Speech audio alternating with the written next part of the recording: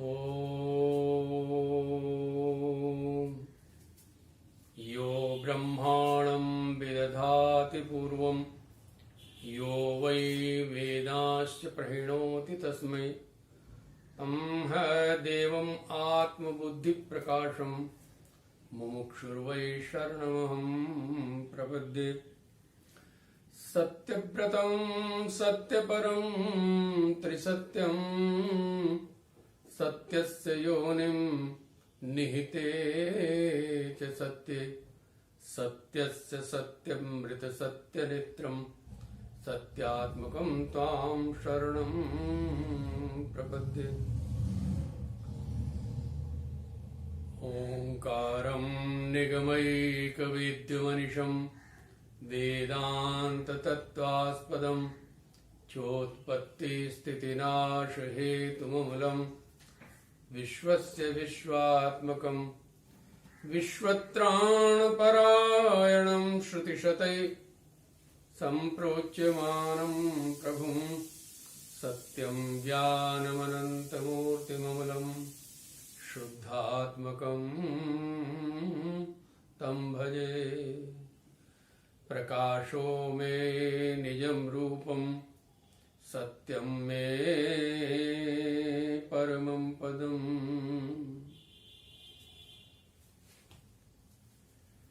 सभी संत विप्रजन और वक्ता बंधुओं को प्रणाम। मेरी भी आत्मा के रूप में सभी में विराजमान उस चैतन्य सत्ता को बार बार प्रणाम, जिनकी कृपा से हम देख, बोल, सुन और सूंघ रहे हैं। इस बात को बार बार ध्यान रखें। उसका चिंतन, उसका नाम स्मरण अवश्य करना चाहिए, क्योंकि और कोई ठिकाना नहीं। दुनिया में जितने भी हमें आश्रय दिख रहे हैं वो खुद सारे बेसहारा। तो उन्हें आश्रय लिया जिनका जग में बेसहारा, वो खुद जैसे तिनके। हम जिनके कंधों पर हाथ रखे हुए हैं वो सब गिरने वाले हैं, और यदि आधार गिर गया तो हम भी गिर जाएंगे। सहारा वो पकड़ो जो कभी गिरे नहीं, और ऐसा सहारा है नाम का सहारा, परमात्मा का सहारा। अब परमात्मा को किसी ने नहीं देखा। जो कहते हैं मैंने परमात्मा को देखा, वो शायद भ्रम में है, लेकिन उसका नाम हमारे साथ है, इसमें कोई संदेह नहीं। परमात्मा ने अपने काल में आकर के रूप धारण करके अनेक कार्य किए, लेकिन उनका नाम आज भी लोगों का उद्धार कर रहा है। राम एक तापस त्रिय तारी, नाम कोटि खल कुमति सुधारी। नाम आज भी काट रहा है। तो आप कहेंगे कि नाम तो हम लेते हैं, नाम तो हम जपते हैं सुबह शाम, अधिकतर कई लोग तो कहते हैं हम दिन रात जपते रहते हैं। वैसे कठिन है, दिन रात जपा नहीं जाता, लेकिन जरूर जपते हैं आप। लेकिन उसका फल नहीं हो रहा है, जो होना चाहिए वो नहीं हो रहा है। तो कारण ढूंढा गया, तो हमारे ऋषियों ने एक श्लोक कहा है, उसको समझेंगे तो आप शायद नाम का पूरा प्रभाव उठा पाएंगे। पहले ये समझ लीजिए कि हम सत्संग रूपी गंगा पर गए, जहां गंगा बह रही, खूब जल है। वहां से हमने अपनी बुद्धि रूपी कलश में सत्संग रूपी ज्ञान रस भरा और चल दिए घर पर वापस। लेकिन हमें ध्यान नहीं रहा कि उस ज्ञान रूपी गगरी में छेद है। आप सोचो कि कहीं से आप जल भर करके लाएं गंगा से, और गगरी में, पाल्टी में एक छेद हो, और आप अपनी मस्ती में गाते जा रहे हैं, तो एक छेद से पानी रिसता रहेगा। घर जाएंगे तो थोड़ा सा हाथ लगेगा। लेकिन जिस पात्र में, जिस घड़े में, जिस बाल्टी में 10 छेद हो, तो आप सोचिए कि घर तक जाते जाते आपके पास क्या बचेगा? रिक्त, खाली घड़ा आपके हाथ आएगा। पनघट से गागर भर लाई, मगर गागर में थे छेद, घर आकर देखा तो खाली। तो 10 छेद हैं हमारे भजन में। आइए पहले उनका नाम सुने, फिर थोड़ी चर्चा करें। 10 छेद कौन है? सन्निंदा सतीनाम वैभव कथा श्रीशेषयोर्भेदधि रश्रद्धा गुरुशास्त्र वेद वचने नाम्न्यर्थवाद भ्रमो नामास्तीति निषिद्ध वृत्ति त्यागो हि धर्मांतरे साम्यम नाम्नि जपे शिवस्य च हरे नामापराधा दश। ये 10 नाम अपराध है। हम नाम जपते हैं और ये 10 गलतियां 10 अपराध भी साथ साथ कर देते हैं, फिर खाली का खाली। अब पूरी 10 की चर्चा करें तो बहुत विषय लंबा है। मैं संक्षेप में जहां इशारा कर रहा हूं उसको समझें। पहला है सन्निंदा, संत की निंदा। उधर हम भजन करते हैं, सत्संग करते हैं, नाम जप करते हैं और कहीं मौका मिल जाए तो किसी संत के बारे में हम निंदा करने बैठ जाते हैं। वो तो ऐसा है, वो तो ऐसा है, वो तो ऐसा है। पहली बात तो संत को पहचानना हमारे बस का नहीं। संत की लीला, संत का जो चरित्र है उसको सब नहीं जानते। वो अपने को छिपा के रखता है। बाहर से वो लीला करता है तुम्हारी तरह हमारी तरह, लेकिन अंदर वो ज्ञान का सागर हो सकता है। लेकिन हम बाहरी लीला को देखते हैं, हम अभिनय को देखते हैं, अभिनेता को नहीं देखते। अभिनेता को देख लिया जो अभिनय कर रहा है, सारा भेद खुल जाएगा। भगवान शंकर जब कथा सुनकर जा रहे थे भवानी के साथ और नीचे भगवान श्री राम लीला कर रहे, सीता की खोज में रोते जा रहे हैं, तो भगवान ने अभिनय पर ध्यान नहीं दिया। उन्हें पता है तो लीला करते रहते हैं। उन्होंने अभिनेता को देखा तो अपने प्रभु को पहचाना और जय सच्चिदानंद जग पावन अस कही चले मनोज न सावन। उन्होंने अभिनेता को देख लिया और प्रणाम किया, लेकिन सती ने अभिनय को देखा। अरे तो राजा का लड़का है, इसकी तो पत्नी खो गई, ये तो रोता जा रहा। ऐसी उस परम पिता परमात्मा की हमें जो लीला हो रही है दुनिया में, इसको तो देख रहे हैं, मगर लीला करने वाले को हम ना देख रहे हैं ना पहचान।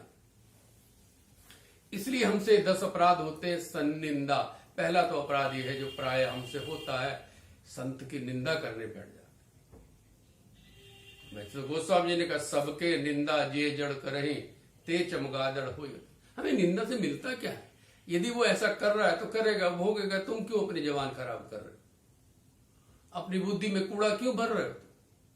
तुम भरोगे तो गैस बन जाएगी, तुम दूसरे के कान में डालोगे, वो कूड़ा उसके घर में जाएगा, वो आगे फैलाएगा। सन्निंदा अपराध है। अपने नाम की बड़ाई या जो असत लोग हैं उनकी बड़ाई मंच पर कभी नहीं करनी चाहिए, केवल भगवत चर्चा करनी चाहिए। ऐसे बहुत से हैं, लेकिन मैं जहां आपको ला रहा हूं, एक 10वां अपराध प्राय आजकल कुछ वक्ताओं के द्वारा हो चुका है। मैं आलोचना नहीं कर रहा हूं, मैं उनको केवल ध्यान दिला रहा हूं। यदि ध्यान, वैसे वो जानते हैं इन सब चीजों। फिर सुनिए वो श्लोक। सन्निंदा असति नाम वैभव कथा श्री शेषयोर भेदधि रश्रद्धा गुरु शास्त्र वेद वचने नाम्न्यर्थवाद भ्रम नामास्तीति निषिद्ध वृत्ति विहित त्यागो ही धर्मांतरई साम्यम नामनि जपे शिवस्य च हरे नामापराधाधस। मैं केवल 10वें अपराध की ओर आज ध्यान दिलाना चाह रहा हूं, क्योंकि आजकल टीवी पर, मोबाइल पर ये चर्चा चल रही है। मैं नाम संकेत किसी का नहीं लूंगा, आप समझिए। धर्मांतरई साम्यम, ये भी एक अपराध है। 10वां, पहला बताया सन्निंदा, अपने नाम की बड़ाई ना करें, दूसरे अपराध। और एक अपराध ये है, कौन सा? धर्मांतरई साम्यम, किसी दूसरे के धर्म से अपने धर्म की समता न करें, छेड़े ही मत। उनका धर्म, उनका मत वो जाने, हमारा हम जाने, हमारा श्रेष्ठ है, ये मानकर पालन करना चाहिए। तुलना ना करें, तुलना करना ही अपराध है। और यदि तुम तुलना के साथ साथ दूसरे के धर्म को अपने धर्म से थोड़ा बड़ा बता रहे हैं तो ये महा अपराध है। मेरा संकेत पहुंच रहा होगा। तो ये अपराध हो चुका है। धर्मांतरई साम्यम। यदि आप सोचते कि हम दूसरे के धर्म की बड़ाई करके उनको अपने साथ लगा लेंगे, गलत।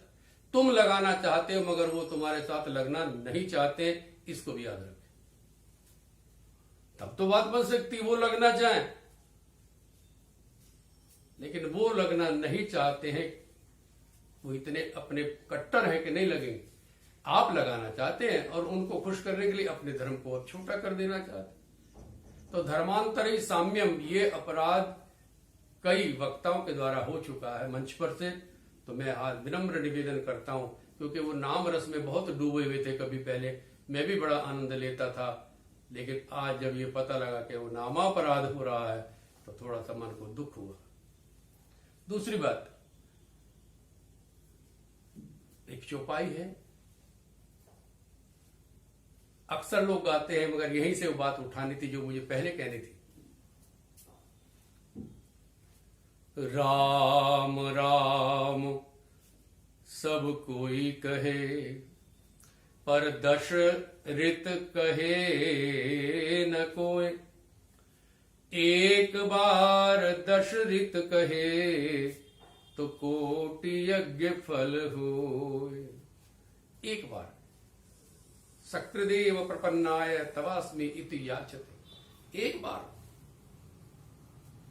बारक नाम जपत, एक बार भी, मगर कैसे? दशरथ, दशरथ नहीं है। लोग बोलते हैं राम राम सब कोई कहे, दशरथ कहे ना कोई। एक बार दशरथ कहे तो कोटि, तो दशरथ दशरथ जपो। लेकिन आज तक आपने ना जपा होगा, ना किसी को जपते देखा होगा। दशरथ नहीं है, दशरथ शब्द को समझिए। रित, रितम बिना, छोड़कर। ये 10 अपराधों को छोड़कर यदि आप, जो अभी पीछे गिनवाए मैंने, एक बार भी आप नाम लें, तो मैं तो कहूंगा कल्याण तो हो जाएगा। हो सकता है जैसे लोग कहते भगवान तुम्हारे सामने भी आ सकते, एक बार। लेकिन ये 10 अपराध इतने भयंकर हैं, ये हमसे जाने में अनजाने में हो रहे। सन्निंदा बिल्कुल होती है। वहां कहते मंदिर में भगवान सब करण करावन आप है, आप ही करते हैं।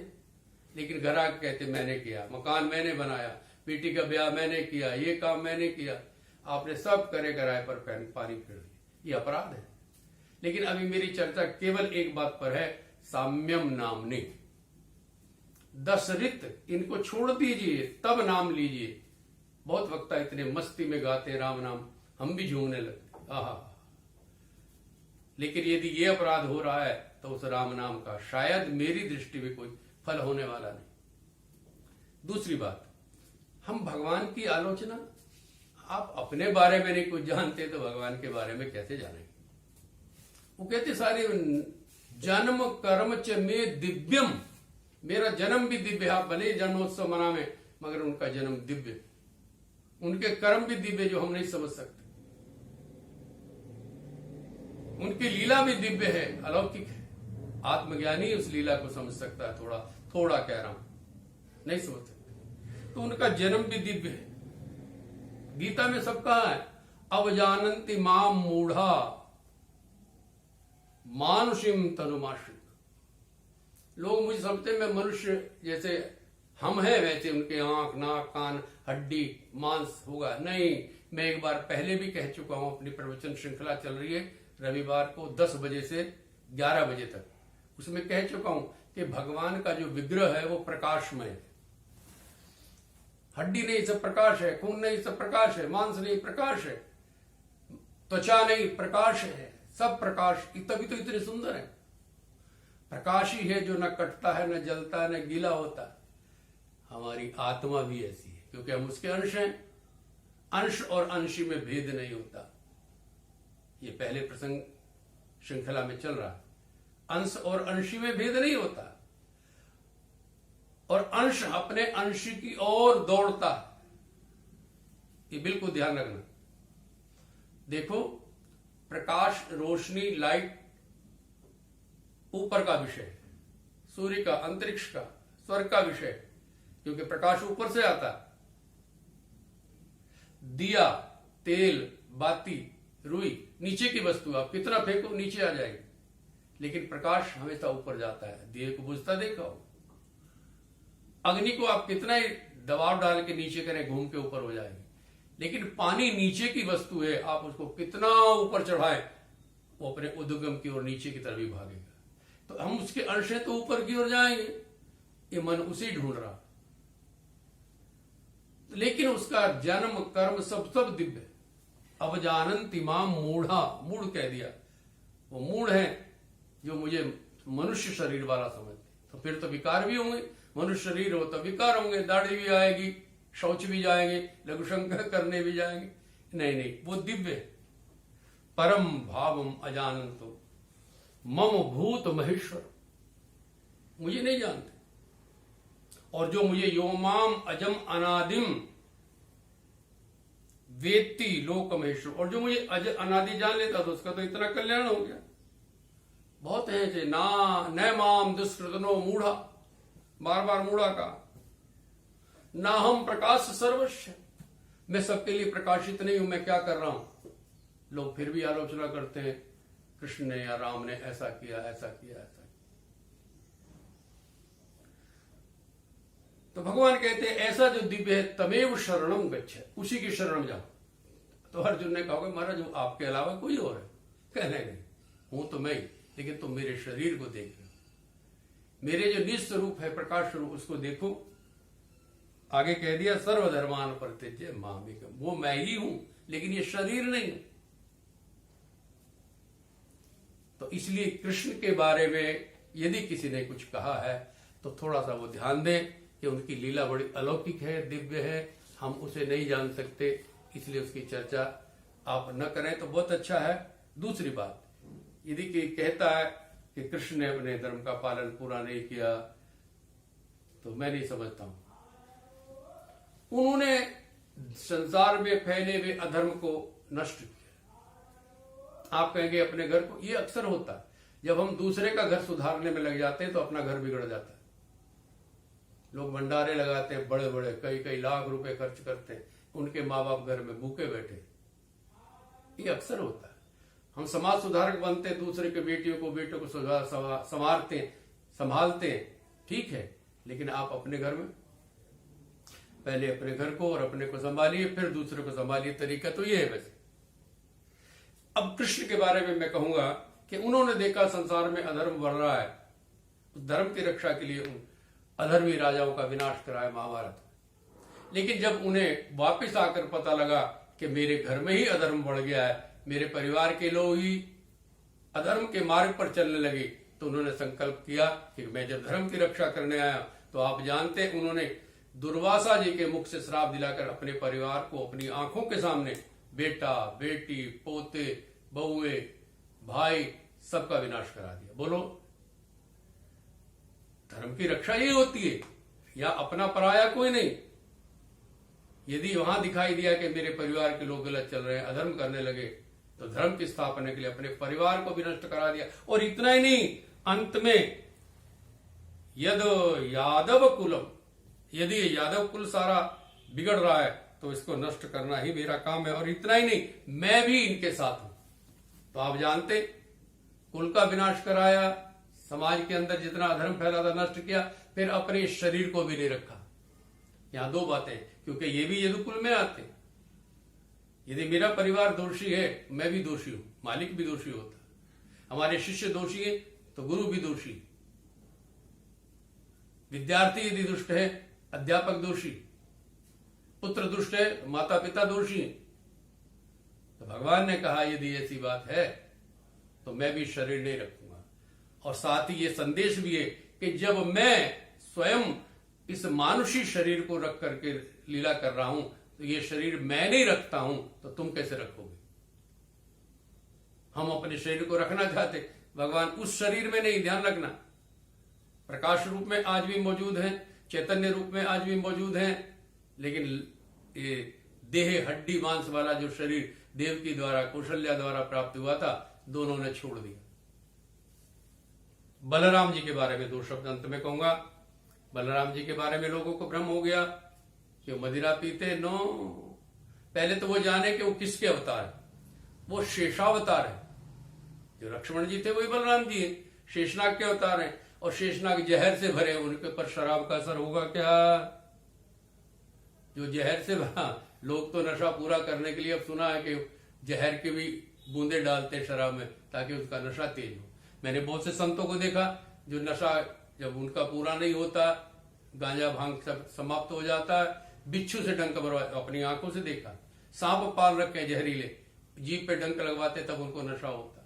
और जो जहर से भरा है शेषनाग, उसके ऊपर मदिरा का असर हुआ क्या? आखिरी बात श्रीमद् भागवत के 11वें स्कंद में, यदि आप अंत में पढ़ें तो बलराम जी के बारे में लिखा, उसको नोट करें और बलराम जी के बारे में यदि कुछ ऐसी बात कहेगी तो उसको सुधार करें। रामः समुद्र वेलायाम, बलराम जी समुद्र के किनारे गए, योग मास्थाय पौरुषम, और उन्होंने अपने पुरुषार्थ से अपनी योग माया को संभाला। तत्याज्य लोकम मानुष्यम, और अपने इस मनुष्य को त्यागा कैसे? कि संयोजात्मान आत्मनि, अपनी आत्मा को परमात्मा में जोड़ दिया। अब बोलो, नशा करने वाला एक काम कर सकता है कि आत्मा को परमात्मा में जोड़ दे? वो तो महायोगी हो सकता है। ये श्लोक पढ़िए आप 11वें स्कंद में, 26वां श्लोक है लास्ट में, 30-31 में आपको मिल जाएगा। 11वें स्कंद के 30वें या 31वें अध्याय में 26वां श्लोक है, इतना तो मुझे याद है। आप इस श्लोक को पढ़ें और फिर बलराम जी के बारे में निर्णय करें कि वो मदिरा पीते थे तो आत्मा में परमात्मा को मिलाने की सामर्थ्य उनमें थी कि नहीं। और जो भगवान अपने गुरु के मरे हुए पुत्र को जिंदा कर सकते हैं, क्या वो खुद जिंदा नहीं रह सकते थे?